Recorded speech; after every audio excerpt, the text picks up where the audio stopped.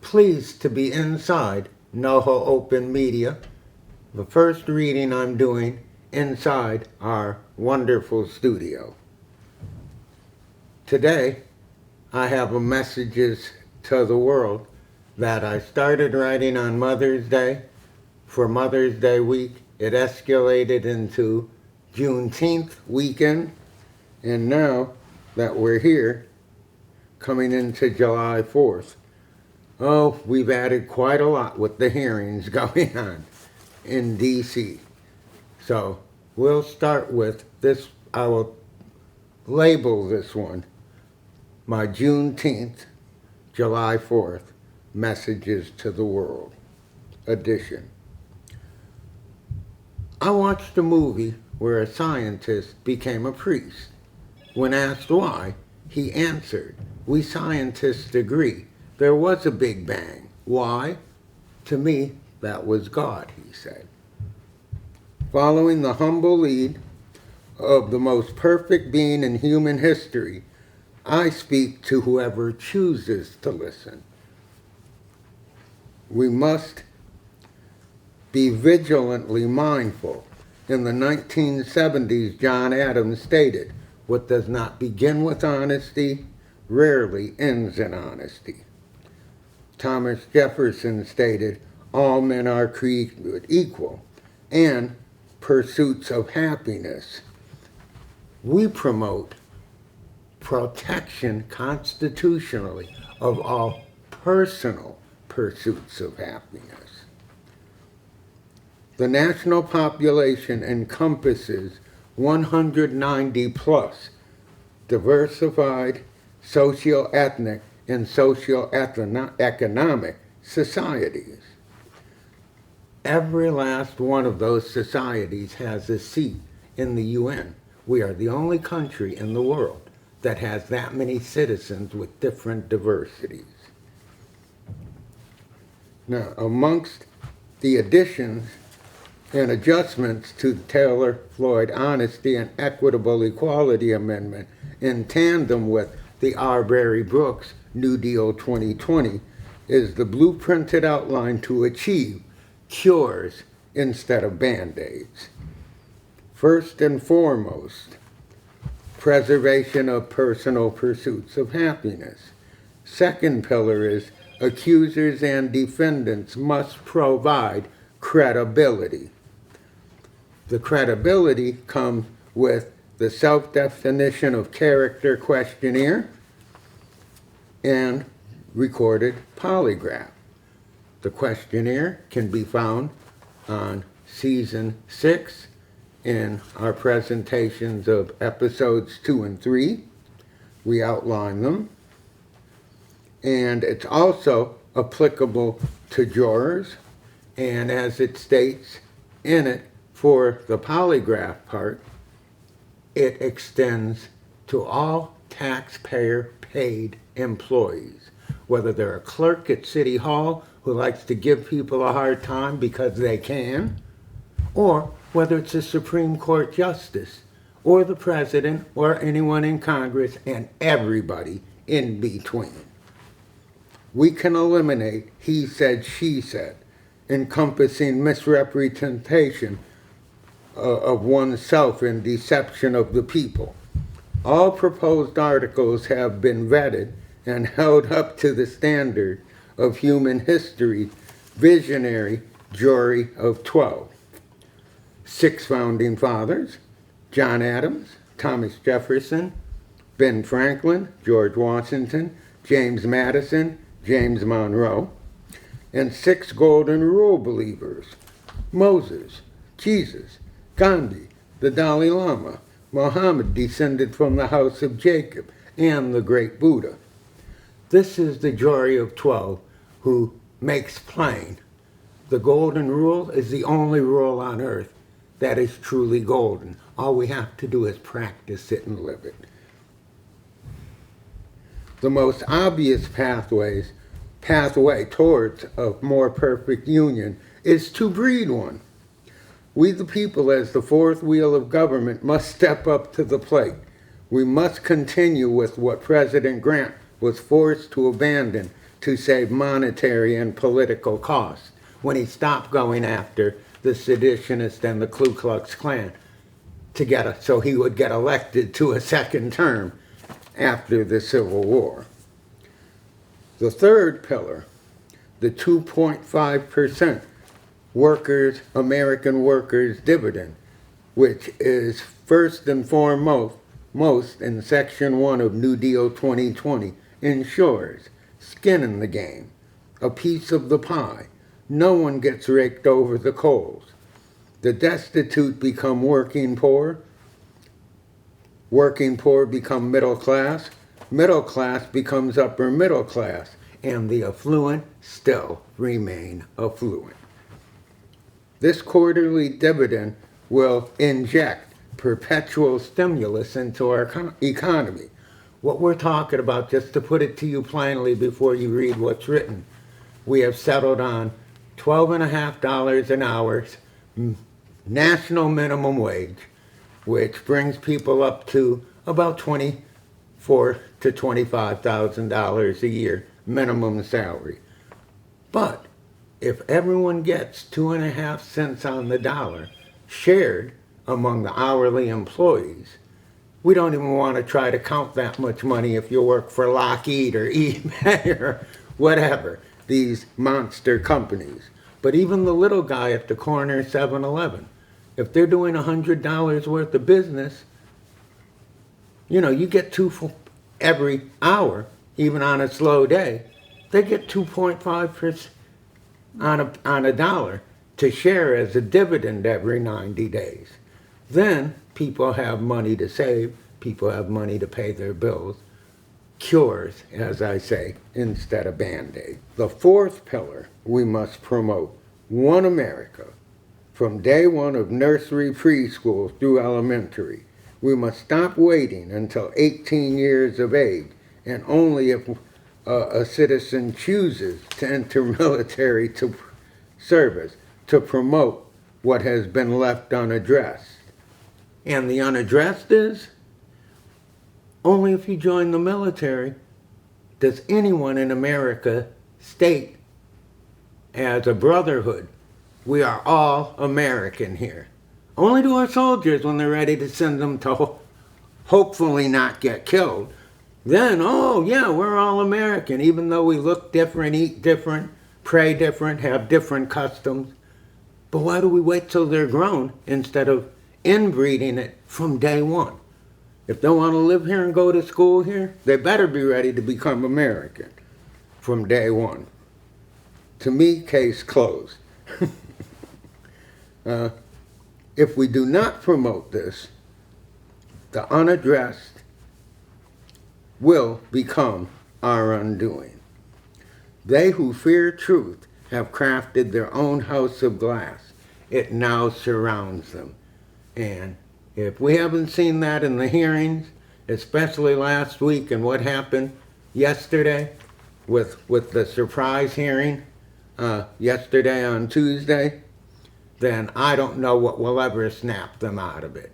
But whether it's Democrat, Republican, Independent, a no-party person, if they want to run our lives, we need the Honesty and Equitable Equality Amendment. There are many other reasons we need New Deal 2020.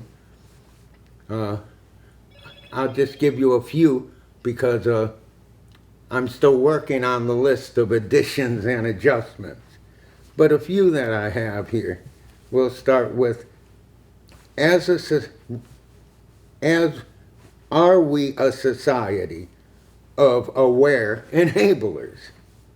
Will we find the fortitude to choose wisely between temples, taverns, philosophers, and fools, witchcraft and wisdom, even horror and hope?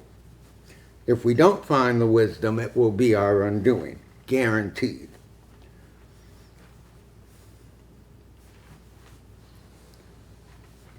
In our New Deal 2020, in that first section, we also have elimination of this business of the taxpayer paying for employees who work for the system's mistakes. Everybody has to take out their own indemnity insurance. We taxpayers are paying money out for their wrongdoing that would fix the schools, add 20% at all levels for people to provide services to the people, and 20% more funds for every government office, be it veterans, be it the school departments, police department, it doesn't matter. All services can go, even fixing our roads in DPW, when you need something fixed in the city. We need to wake up and make people pay for their own mistakes. It also has provisions that though employers have to pay more, now everybody has to get their own insurance, everybody. And what they call the Obamacare, the American whatever act, but they label it Obamacare, needs to be fissioned with Romney Care and Mass Health and cherry pick the best things in the two and present it at no more than 7.5 cents on a dollar if you're single, and not more than 9 cents on a dollar if you have dependents. Then those pay scales, everyone can afford their own insurance. And yes, where the court said you can't do anything to people who don't want to, the court's a fool. Look with COVID what happened. All the fools who said they weren't going to get insurance. We must make it mandatory. If you don't help take care of yourself, we shouldn't have the burden of taking care of it for you. Cure instead of Band-Aid. Now we'll move on. This is what I added just last night as I watched the aftermath with MSNBC of the high points of the awful exposures that came out yesterday. And it reminded me of Sir Justin Hayward of the Moody Blues in the 1970s. So I want to mention the song Lost in a Lost World. The video from it, The Keeper, can be found on YouTube under the Moody Blues. And this is what he said more than 50 years ago. I woke up this morning, I was crying, lost in a lost world. Too many people are dying, lost in a lost world. Many of them are living in illusion, guided by the darkness of their minds. In their eyes it's nation against nation against nation, with racial cries. They're thinking only of themselves. They shun the light. They think they're right, living life inside their shells. Everything in the Honesty and Equitable Equality Amendment and everything in New Deal 2020 addresses this delusion that some people in power have. Not all, but what's the word for it? By being pacifistic about the ones who are, we have become enablers. Anyone who thinks not, come to my show. We'll talk about it. Okay. So, we're going to put in and state it this way when it comes to abortion or them telling us how to live our lives in any way, shape, or form. Personal pursuits of happiness from here forward shall encompass all personal pursuits of happiness. I gotta go to page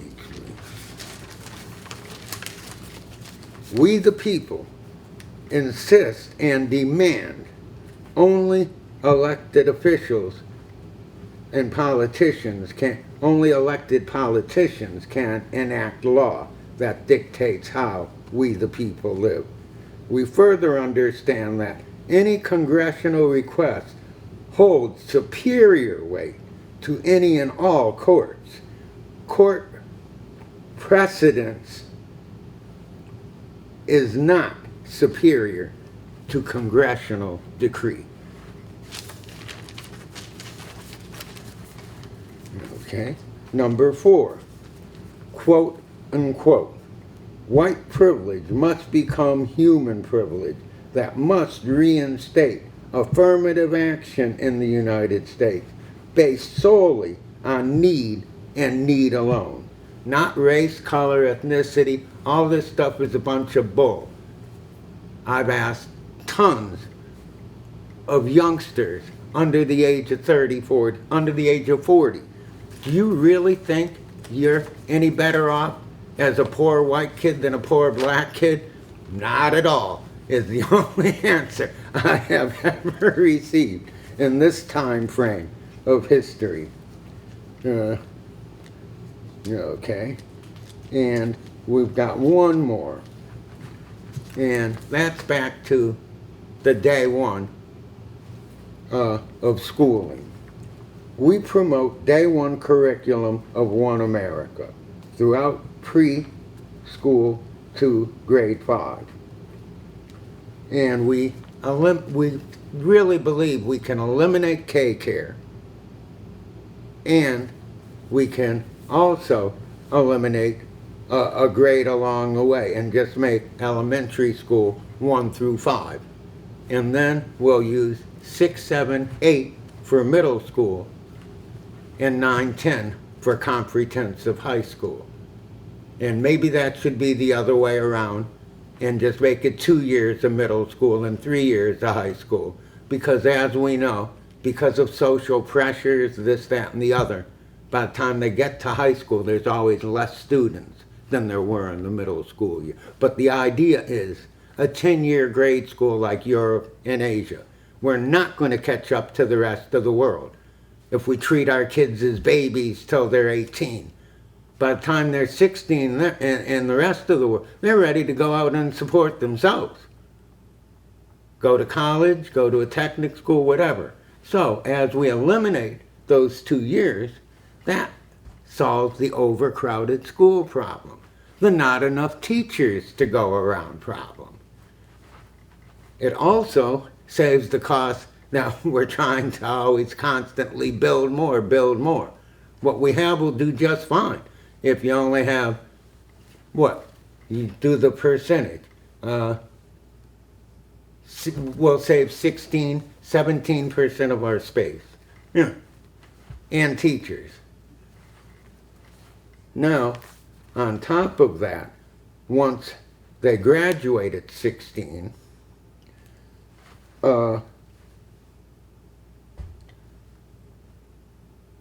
grades 11 and 12 shall be administered at junior colleges, tech and trades, or any kind, and if it's something the city or the state doesn't have, a student can choose whatever the cost would have been for them to go to the municipal state paid. They should be able to get a voucher for that same amount of money to go to ITT, whatever. But this way, our kids are smarter, faster. We catch up with the Europeans and the Asians, and it solves the money cost, and because everyone's overcrowded. There just aren't enough teachers. So this is where I start with cures instead of Band-Aids. Bless you. I will not say bless all of America the way America is right now. But one thing's for sure. We can find salvation for America here in America. And the best way to do it is through cures instead of Band-Aids. Have a blessed day. Thank you. I'm the Reverend Anna Wiffenden, the rector or pastor here at St. John's Episcopal Church in Northampton. And it's my joy to share a bit about the way that we are walking in the way of Jesus here at St. John's. St. John's has a long history of being engaged in the community in a variety of ways. At this point in time, some of those include feeding people in our collaboration with Manna Community Kitchen, opening up some space in our building for services in collaboration with the Manna Community Center, and another variety of ways that we are engaging and collaborating with various organizations in the area. It's heartening to me to see the way that this community cares for one another in ways of food and clothes, but also in the depth of care for a more just and generous world. And so it is my joy to be part of this particular faith community, but even more to be part of this broader Northampton community as we strive to see the dignity in one another and strive to create a world where all are cared for, all are housed, and all are fed. Amen. Amen? Amen. Okay. And let me also ask, you haven't been here, but this is still in your first year here, That's right? true, yeah. This is my first year. I started in August, and it's a sharp learning curve and a joy to get to know all the people that are involved in this community work. Well, as the creator of the Brothers and Sisters of Humanity, we all appreciate your effort. And it is impactful. The efficacy, as they say in Washington, is 1 1/4 for the dollar. Thank you, and we appreciate your commitment and service. Thank you. Blessings.